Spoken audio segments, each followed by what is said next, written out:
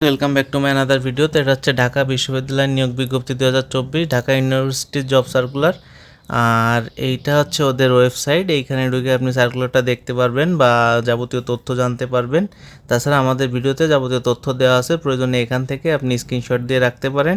নিয়োগ প্রকাশ হচ্ছে ঢাকা বিশ্ববিদ্যালয়। নিয়োগ প্রকাশের তারিখ 27 জুন 05 15 জুলাই 2024। চলমান নিয়োগ 4টি।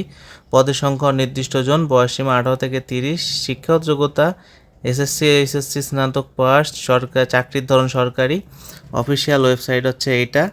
আর নিয়োগ প্রকাশের সূত্র হচ্ছে দৈনিক ভোরের কাগজ।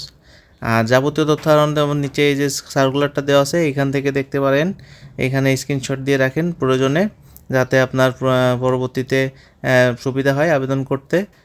আপনার আবেদন করতে এখানে 1000 টাকা লাগবে। পে অর্ডারের মাধ্যমে আবেদন করতে হবে ব্যাংক ড্রাফে। তারপরে আপনার সার্টিফিকেট, প্রশংসাপত্র, মার্কশিট এবং অভিজ্ঞতার প্রমাণের সত্যায়িত কপি 18/8/2024 তারিখের মধ্যে পৌঁছাতে হবে। চাকরি প্রার্থীদের যথাযথ কর্তৃপক্ষের মাধ্যমে আবেদন করতে হবে। নিচেই বিস্তারিত আমাদের এখানে দেওয়া আছে, এখানে দেখতে পারেন।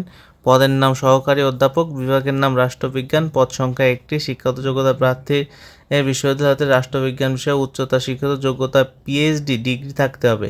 তাদের অবশ্যই বিশ্ববিদ্যালয়ে কমপক্ষে 7 বছরের শিক্ষাগত অভিজ্ঞতা থাকতে হবে। অভিজ্ঞতা না থাকলে আপনি আবেদন করতে পারবেন না। পদে কমপক্ষে 14 বছর গবেষণা অভিজ্ঞতা থাকতে হবে। বিস্তারিত জানতে ঢাকা বিশ্ববিদ্যালয় ওয়েবসাইটে দেখুন। বেতন স্কেল 50,000 থেকে 71,200 টাকা।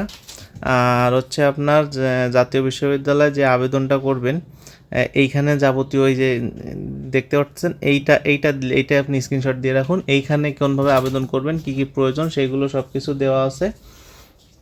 আর আবেদন শেষ হবে হচ্ছে 18ই আগস্ট 2024।